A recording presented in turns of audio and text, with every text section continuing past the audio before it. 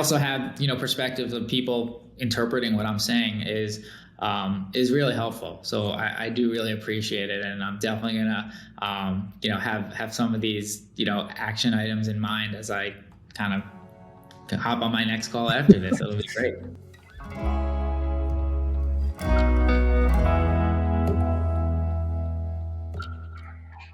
Hi, everybody. Welcome to episode 45 of Business Therapy, the show where every week Jonathan and I meet live with professionals looking to get mindful advice on their business problems.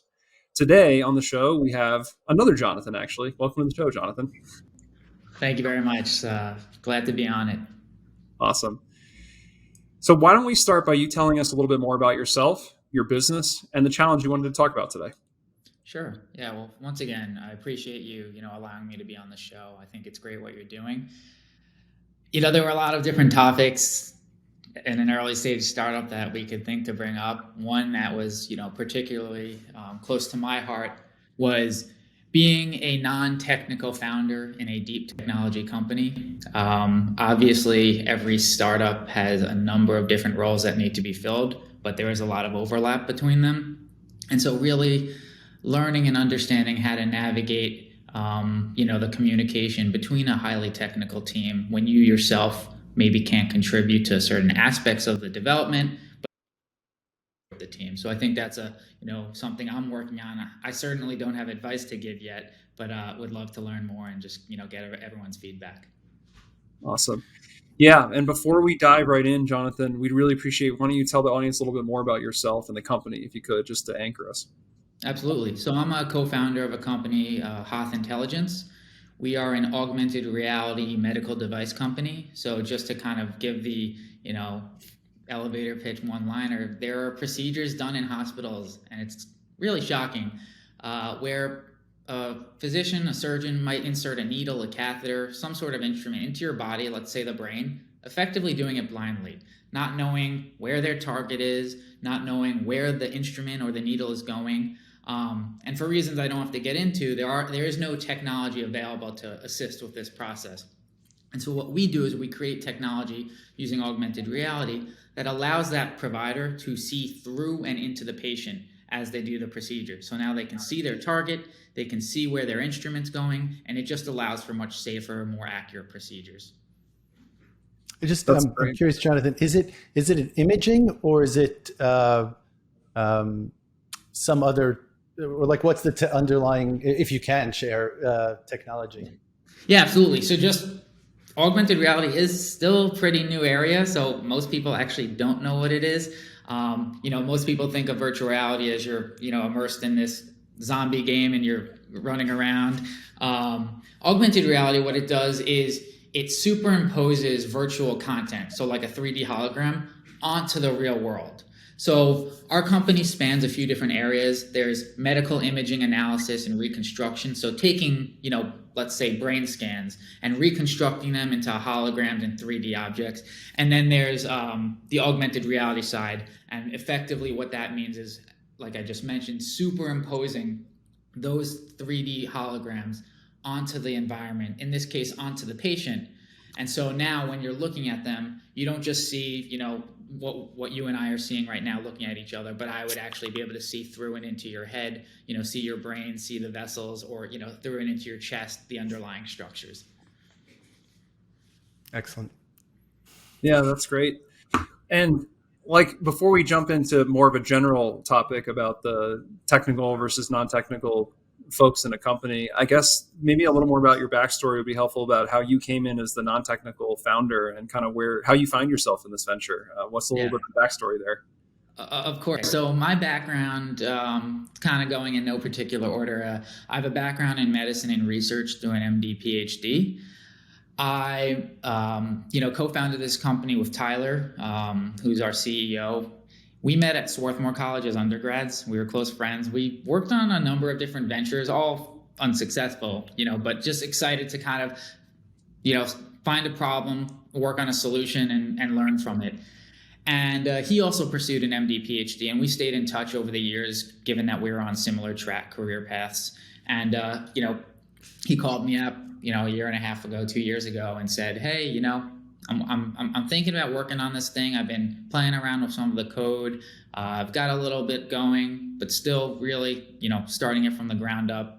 Do you want to get involved? And at first I said, sure, this will be something I'll do, a couple hours a week, help out. And I think credit to the technology, credit to Tyler, who's just a phenomenal leader as well. I was hooked, and now I found myself doing, 70 hours a week, and, now I'm full time at the company. And so, Tyler was the one who started to think about, use cases of augmented reality. And then together with our medical backgrounds, we saw some real pain points and problems where our technology can, be a true solution. And so we've just spent time building technology, speaking to potential users, forming partnerships, and, it's been growing really beautifully. Great. And then one more background question, just to indulge me, the Hoth reference. Could you just give us a little more background on the name and where it came from? Of course. We're a bunch of Star Wars nerds. Some of us are really big Star Wars nerds. Like, we can't publish pictures of our offices or our garages, but Hoth is a planet in Star Wars, icy planet in Star Wars, and Tyler thought of the name because really two combinations. He loves Star Wars and he loved winter. There wasn't some, crazy, experience that led to the name, but it sounds awesome and it fits, our interests. And I think the last interest it fits is, the idea of, space and, cutting edge technologies being really at the, the front end of really any industry. And so, it's been our name ever since, and it's actually really shaped a lot of the team members that we've been able to bring on, because there's just instant gravitation to a company that's willing to name themselves after Star Wars. Yeah, I think it's great. That's why I just wanted to comment on it, because I'm a Star Wars fan. I don't think I could pretend I'm a huge Star Wars nerd. I don't think I have that level of knowledge, but I appreciate it when people also put some of that personal flavor into a company. I think it makes it more authentic. So I just wanted to comment that I really appreciate that. And I have to admit to reading the books as well as seeing all the movies. So Awesome. Well, we got to have a conversation offline as well. For sure. Also, where is the company in its journey right now? Like, what's the next big thing? Or Yep. So right now, it's a number of things, as you can imagine. We have a great product right now. We have partnerships with physicians who are testing this in the appropriate settings, based on what we're allowed to do with FDA regulation. And so really the big thing is, we've established the technology, we're expanding it, improving it, testing it, and validating the clinical efficacy of it. And while we're doing that, we're working through, things like the FDA clearance process, such that, we demonstrate the value, we demonstrate the efficacy, we get cleared for FDA, and then we can really commercialize and scale the company as we, form partnerships and sell into other hospitals. So I'd say, just to kind of summarize, it's optimizing technology further and working with a smaller set of institutions to really prove out and validate the technology. Excellent.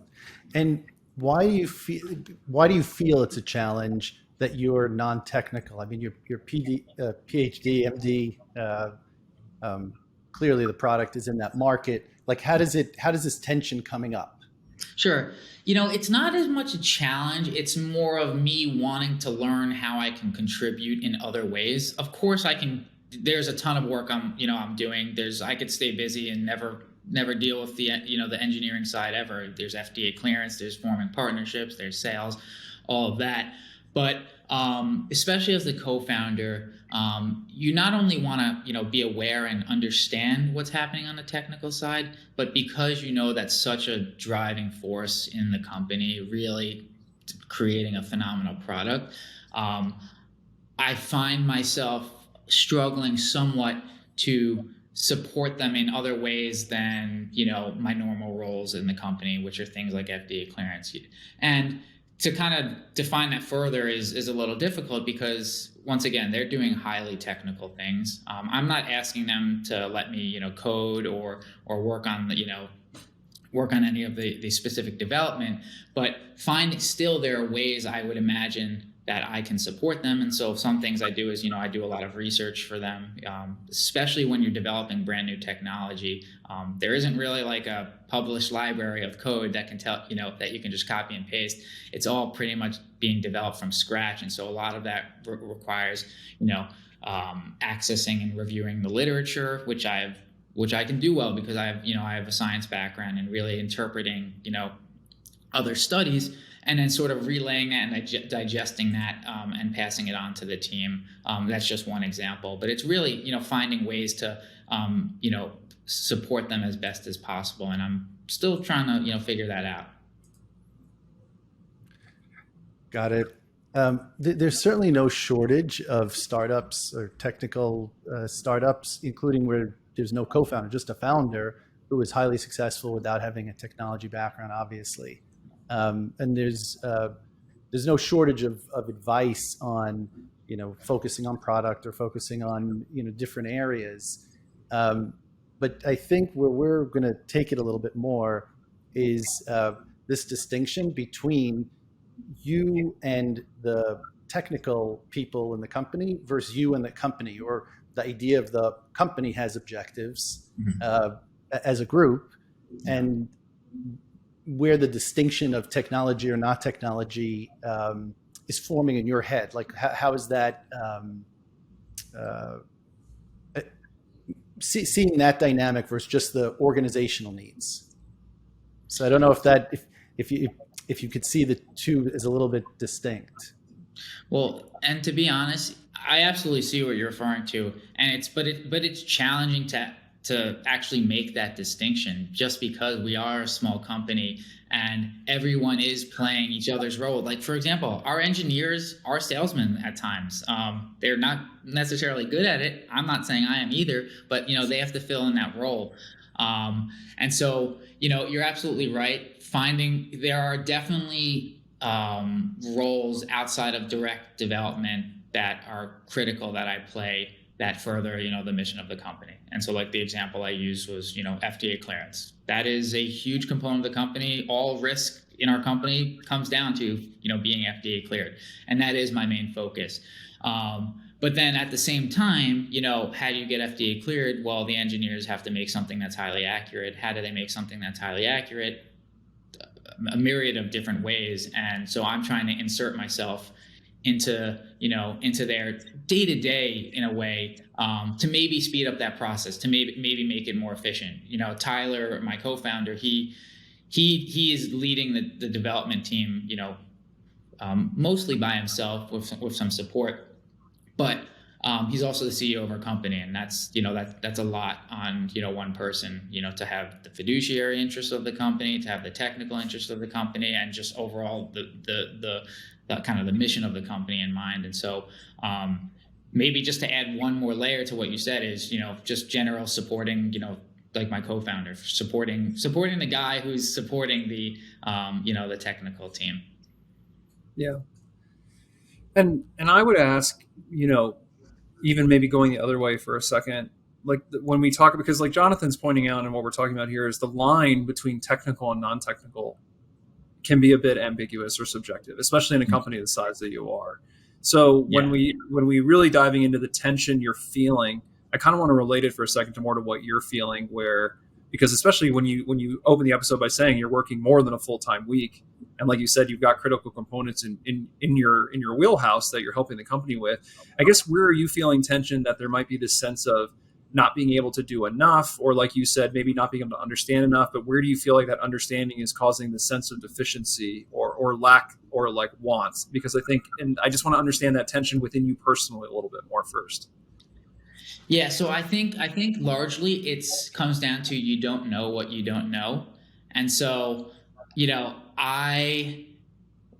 I know there's ways to support this team, but maybe it starts with just proper communication with the engineering team to find out, what are your needs, what are your ancillary needs that might not need to be your pure focus, and finding ways to insert myself and assist in that capacity. I'm imagining things I can do, but at the end of the day, I have to really understand, where there are gaps in their process that I could fill. And once again, it's not really about technical and non-technical. It's about, kind of organization, communication between the technical and non-technical team. Because I'm that person. I'm the other guy right now in the company that's not involved in the technical team, and so I don't think I know exactly where I can fill that role. And so that might just come down to communication. Maybe I'm not explaining it as well as as I could, because it really is nebulous to me at the moment. I think you're explaining it very well, and we've seen this tension many times, and it's not always just because of technology, non-technology. It's just a general sense of other activity people are doing, and how can I contribute to that? And I think what I'm trying to get at is the idea that it's not you verse, and I don't want to say you're saying verse, but like you distinct from everybody else, even though there seems to be a distinction from technology. It's all the things the entity needs to be doing, and anyone could be looking back and seeing that. Yeah. And so I think it's just an orientation shift away from seeing a distinction between yourself, although I know it's readily apparent, and just thinking it's irrelevant whether or not technology is a primary area that will help achieve your purpose. The goal is the purpose of the company. So it's to help physicians be able to do better surgery, or et cetera. And orienting around that, the technology is a component of it, a major component, no doubt, of course. But if it's always thinking about how to help someone else versus the entity, and I know you want to help the entity, the challenge is that you're constrained by whatever they think they need, as opposed to what the entity might need.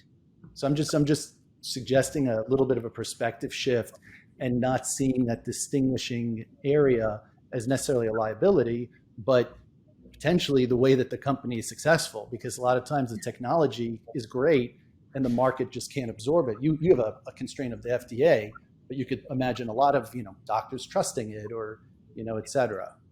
No, I completely agree. And at the same time, though, another reason I would want to kind of integrate more closely with the tech team is because really kind of what you're saying, it will support me in the reverse direction to be able to carry out. So, as I write submissions to FDA, as I communicate with our FDA legal team, as I, pitch this technology to a new surgeon,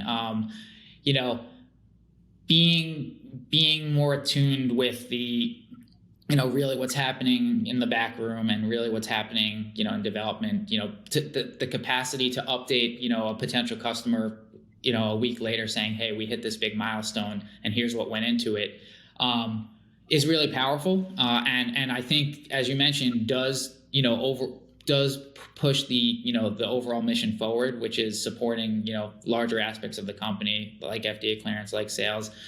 And so a goal of mine would be, by supporting them and having meaningful contributions to the technology team, I also receive the benefit as well of, not only being able to speak their language better, but understanding what they're going through and what they're doing, so that I can translate that to someone who understands it even less than me.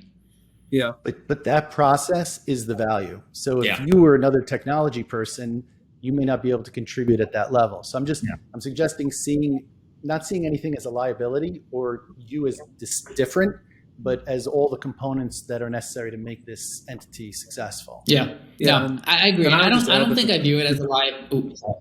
Yeah. Sorry, Sam. No, go ahead, Jonathan, please.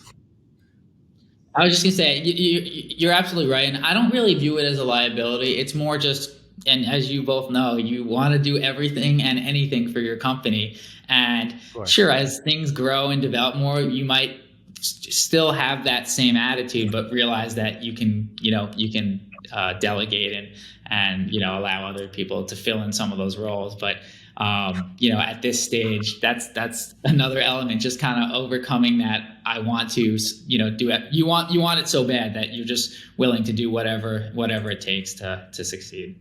100%. So, I thought someone was gonna interject. So that's the contributing and the entity achieving its objectives. What do you like doing? What do you want to do? So forget about like what other people might need done. but what activity do you, enjoy doing? I mean, to be honest, the ever since we started this company, it's pushed me farther and farther away from what my original career path was, which was medicine and research. Wonderful, my wife's a doctor. I think it's an incredible career, but I just really, my favorite part about all of this is not even the product we're building, not even the problem or solution, the problem we're solving, which I care about very deeply, is sort of the wins and losses you have with your team, especially your co-founder. I mean, we have had some like crazy exhilarating moments, things as simple as you're waiting to get see if you're selected for to win a pitch competition, and there's one slot left and you happen to be the last name called, like little things like that you just remember. And so I think, to kind of more concretely answer your question, I want to be creating vision with Tyler, my co-founder, but I want to do it in a very organized and meaningful way. So I want, like, I'm a scientist, so I want to have done my research on the problem. I will have wanted to properly test and troubleshoot not just the technology, but just simple concepts and ideas with users. And so I like the minutia of understanding problems really deeply, and then going through a very laborious process to solve them. Now, I think where Tyler and I balance each other out nicely is he, as the CEO, has to think about pushing things forward and moving things as quickly as possible. So whereas I'm the guy who might get bogged down in one minor thing, he's the guy who's saying it's okay, nothing's going to be perfect. Let's just get this in front of these physicians. Let's learn from them. They're not going to kick us out of the room. They support new technology and largely kind of moves the company forward. So it's a nice balance. Mm-hmm. Yeah, I think given the personality that you're talking about too, and sort of the conversation up to this point, the technical, non-technical, you talked about the communication. And it's really the tension is a lot coming from the knowing. Like you could say technical, and I could just replace it with knowing and not knowing. Yeah. If you think about it for a second there. And like this will become, like in the modern times, this will become a gulf that more people increasingly have to navigate, because like you said, things are very technical.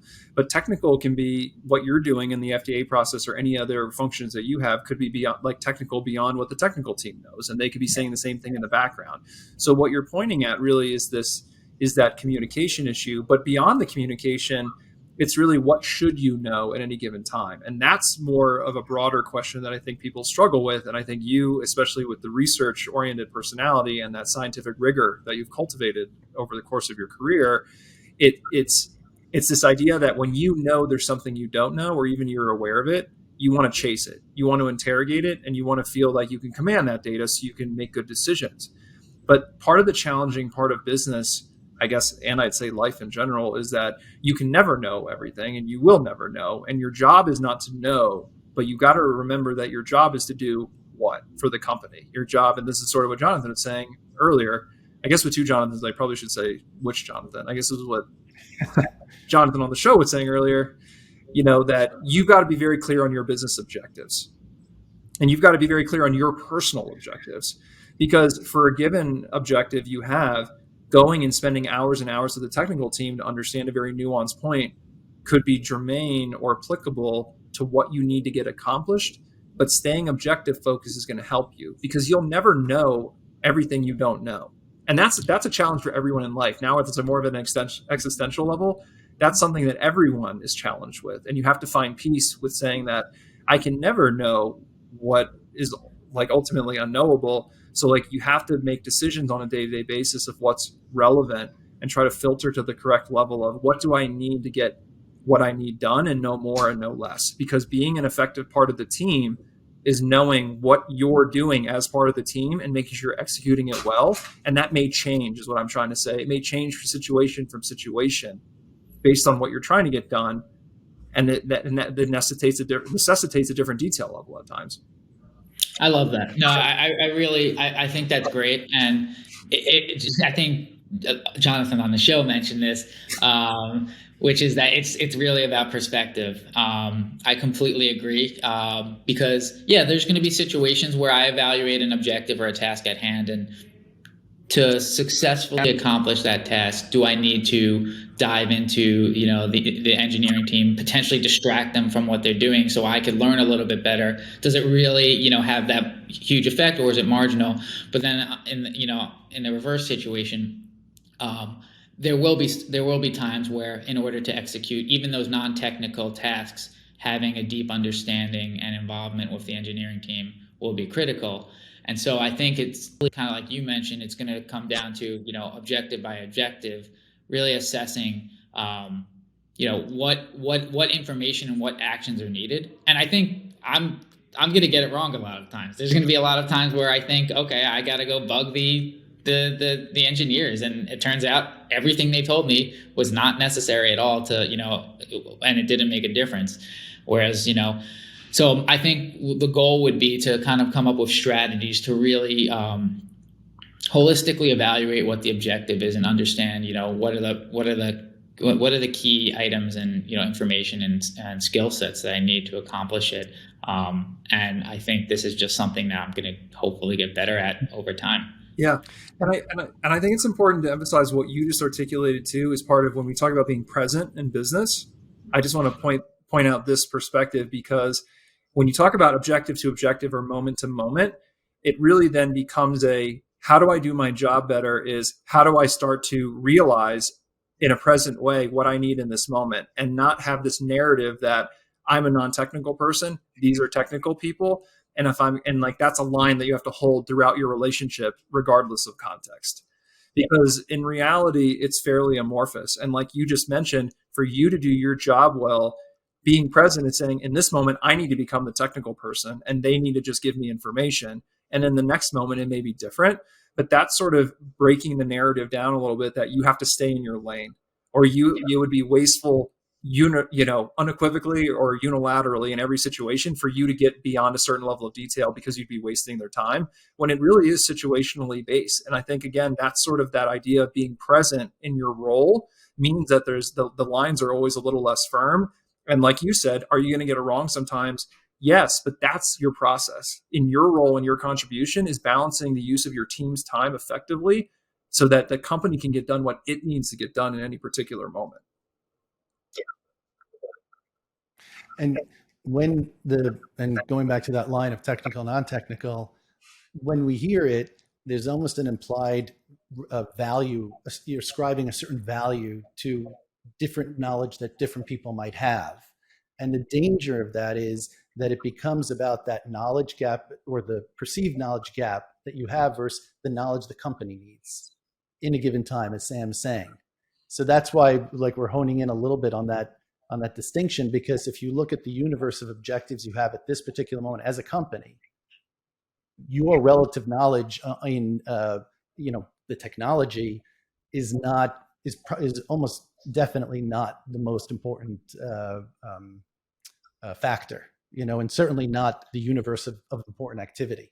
So if the critical path includes FDA, the value of that is equal to any other items on the critical path. Yeah, and I also completely realize that it's absolutely evolutionary, in the sense that if I go through these processes of evaluating objectives at a time, improving my understanding of what needs to be done, that information is going to naturally come as well. You'll get better at deciding what information you need, and you'll get that information, and just sort of it will seamlessly enter my mind space, and I'll eventually pick up the technical content that I need, because I'm going to need it at times, and so it's going to happen. I think this is just also reflecting on just the pace of an early stage startup, feeling this need to consume as much as you can, to do as much as you can, and so you're absolutely right, sort of taking it one objective at a time, maybe sometimes two objectives at a time, but kind of isolating them and understanding what what needs to be done will be huge. And then the other reason why I want to work on that and improve is because at some point I'm going to have to do that process for other people, when our team gets bigger and they need that guidance on how to evaluate a task or objective at hand. And, they're looking to the co-founder as, the leaders of the company as someone to kind of point them in the right direction. So definitely a critical skill set. I'm looking forward to continuing to develop. And if you look at a lot of the, and I'll use the term non-technical, very hesitantly, because you have a PhD and an MD, so like to the universe, you're pretty technical. But the reason why so many of them are successful being in the functional side of things is because that process, your learning process that you're describing, either between translating, the from the technical folks or explaining to the FDA or to a customer, even that learning is very, very valuable. Yeah. And they, having gone through that process, it's actually coming in with that gap or perceived gap actually becomes what becomes absolutely critical and very valuable to everybody else, because you'll have learned what that's like. Yeah. And you'll have learned when the line is wrong, in the explanation. So even the mistakes you're talking about is part of what the company needs to evolve from. You're absolutely right. And that as I continue to improve that, let's just say that ability to translate, it has benefited the company in a number of different ways, especially the engineers, because, as I started off this podcast, like many people do not know what augmented reality is. And so if you have a conversation and people are kind of in the dark a little bit, or unsure, especially like a potential customer or user, the feedback you're getting is just, is poorer quality. And so, over time, as I've kind of figured out how to translate from the engineers to the user, get that feedback, translate the feedback back to the engineers, it's been extremely valuable. Yeah.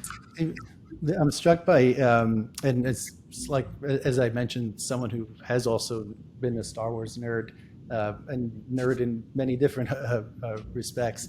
There was a bit on Sesame Street a while back called "One of These Things Is Not Like the Other." I don't know if they still have something like that, but it was usually to help children with shape, figuring out shapes or et cetera. Mm-hmm.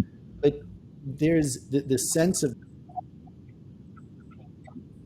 drives us to do a lot of activity that is usually not the most valuable activity, because we're always trying to compensate for that.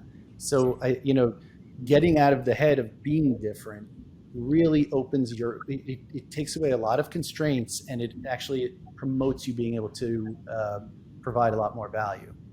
You are so right about that, and this is none of my my co-founder or team members doing. This is all my own doing. Because I think one of the reasons I love working and building Hoth is that there is never pressure that you don't know something, or that there's never the sense that if you don't know something, it's a problem. Everyone is super supportive, but you're completely right. There are definitely plenty of times where, I feel like, my lack of knowledge or skill sets in a certain area drives me to take certain actions that probably are unnecessary, either in the sense that I do something that, as Sam mentioned, does not drive the company as a whole forward, or just sort of waste other people's time. And that's, I don't coping skills to, continue to get over. I think that's like everyone in the world goes through that and deals with that. And, I think it gets easier over time. And part of it is trusting your teammate. Part of it is, just trust that and seeing that the company is continuing to succeed and move forward despite you not doing a particular thing. But I completely agree, and I'm happy to admit that is definitely something I don't want to say struggle with, but does infiltrate my daily activities. The concept of I can't do this, thus I should do 10 times more than I necessarily exactly need. But of course it's part of the dynamic. It has to be. You're human. It starts in grade school, with cliques and populars and whatever. That's why I was saying the Star Wars element. Like, in other words, like this is our nature, the sense of belonging or fitting in, etc. And that's why I'm suggesting just you have to really put that aside, because it drives a lot of unsustainable activity. Yeah. But that's why also coming back to what you want to be doing becomes very important. So it's like in any relationship, there's one thing if you're doing something for someone else in a different way because they like it done in a different way, that's sustainable. But if you do something that someone else wants you to do that you don't even want to do, or you don't even think about whether or not you want to do it, that will never be sustainable. But worse, it doesn't pass a basic test, which is, would you look back on this time, if let's say Hoth, the unlikely scenario that Hoth is unsuccessful, would you look back and say, I liked what I was doing? And if you can answer yes, then that's probably a good sign. But if what you're doing is based on the result, then it's probably a bad sign. Yeah. And I would just add to that, the last piece that you talked about, I just want to address the fact that when you're talking about trust and delegation, this is not a you issue. I would say this is 99% of people. This is a universal struggle. And the way I would describe it is, as a team grows, which is a very healthy and positive sign for a company, having to trust and delegate more is actually a loss of control, is what it feels like for most people. And like you said, when the sphere of activity increases, then the sphere of things that you can't possibly know at any given moment is also increasing. And that just generally puts people into a place where, whether they can articulate it or not, makes them feel like you're feeling. And you can manifest it like, oh, there's all this technical work I don't know, but you could just as well say, they could be saying there's all this like business facing work that we don't understand and they're feeling untethered. The one issue is technical people tend to be more heads down, and it's more culturally normalized that they don't have to pay attention to anything off their desk. So it kind of mitigates that loss of control. But what you're articulating is a very human instinct, which is that as your sphere of control goes down relative to the overall entity, you feel marginalized. And really, that's a lot of what we're combating when you feel like I'm overstepping, or I don't know enough, or I don't do anything. And the way people combat that is like, and we're kind of summarizing in a different way, is focusing on you first. Because when you're healthy and you know your sphere of control and you know what you're supposed to be doing on the team and you're fulfilling your role well, then your teammates have also a chance to be successful. But like, if you're worried beyond yourself, it's just going to scatter your attention and your energy. And that's where you start to get this tension that you're articulating. Yeah, no, I completely agree. And I'm not just saying that. This is fabulous advice. And even things, some of it is thoughts that I've had before, but sort of just articulating it or revisiting them have, in a slightly different, light, have been extremely helpful. Yeah. Well, and also another practical dimension, to move to more like, well, also here's additional tactical advice that we would give beyond, sort of this existential, I guess, examination, is the communication and the building of transparency. Like, when I start to articulate it as a sphere of activity growing and a general sense of loss of control, companies can and should combat that. So it's not just hey, you, Jonathan, need to combat that, internally to yourself. Also, building passive transparency and better communication channels generally is what keeps companies together as they scale or as activity increases, even in a smaller group of people. And what I mean by that is, you pointed out earlier in the episode, the communication is so critical. So the one layer is knowing what needs to be communicated between people. But generally, a company that has a better sense of cohesion and transparency as passively as you can make it, like either that be passive updates on everyone's activity, or just a general understanding of where the company is going as a whole, or just better ways to even happy hours, or just creating conscious channels where people are communicating the work and the progress that's being made, that helps the entity keep like a group consciousness, essentially, because then you're just more passively aware of what all is happening, without that even needing to be like for a particular purpose or you feeling like you're bothering people. And so, like, tactically speaking, anything that you can do from a business level that creates more passive transparency, passive communication, consolidates or makes communication more concise so that information can be traded quicker or more efficiently, that generally will support your company mission and combat universally that sense that everyone will feel of like loss of control, growing knowledge gap, because companies that don't get that under control, they will scale and they start to just function in different directions or like have a lot of trouble. So like, you're never going to have any, I guess what I'm trying to articulate is, you're never going to have any lack of return on investment in just investing in communication and more transparency generally.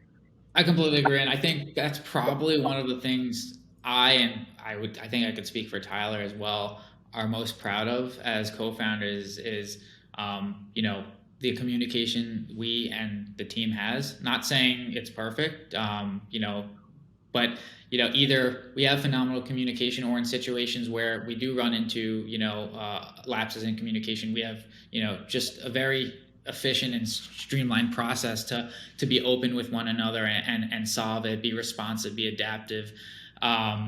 So that's definitely been something first and foremost that Tyler especially and I have tried to instill and just make very clear with our team, that we're very open, we're honest with each other. We genuinely like working with one another, and everyone should feel comfortable explaining, speaking out loud, thinking through things together. So it's still a process we're getting better at. And you're right, as we go from 4 customers to 40 and 2 types of products to 10, there'll be new challenges that arise, but I think we have a strong base, at least right now, where the current team members do feel that they can be transparent and effectively communicate with one another. And you can measure some of that transparency by seeing how much can everyone independently identify for themselves how they can best support everyone else and the company's mission, as opposed to needing to ask somebody, how can I support you? Because if that's a big orientation shift, because if the shift is how to support someone else, it assumes a certain lack of transparency as to that person's objectives. That's really great. Sorry. Yeah, I like it a lot. I would almost be curious to speak with each of our teammates and sort of pose that question, which is what do you know about what I'm doing, and what do you think you can do to best support me? Which is, once again, full circle where this conversation started. Essentially, I've been posing that question to myself, but even just having that conversation is a nice form of communication and a measurable way to evaluate it. I like that a lot. Yeah. Mm-hmm. Great. Yeah, I'm not going to do what I normally do and beat the dead horse there. So I'll let that sit. I was going to say, I feel like we've covered the topic. How are you feeling, Jonathan, right now? I feel good. No, it's nice because sometimes you, especially like with the company, you speak just to people directly related to your company, whether it's a customer or a sales team. So to sort of kind of take a step back and speak about the company from the outside in, and also have perspectives of people interpreting what I'm saying is really helpful. So I do really appreciate it, and I'm definitely gonna have some of these action items in mind as I kind of hop on my next call after this. It'll be great. Great. Well, it sounds like you had a good time then. So what we'll say is we'll close up for today. We just want to thank you again. Really appreciate you taking the time to having an authentic and open conversation with us. And if you or anyone you know or anyone listening has any questions, comments, or other people that you think would benefit from business therapy, please reach out. We'd love to hear from you. And other than that, everyone have a great week. Thanks again, Jonathan, and we'll talk to everyone next week. All right, great. Thanks, guys. Have a great one.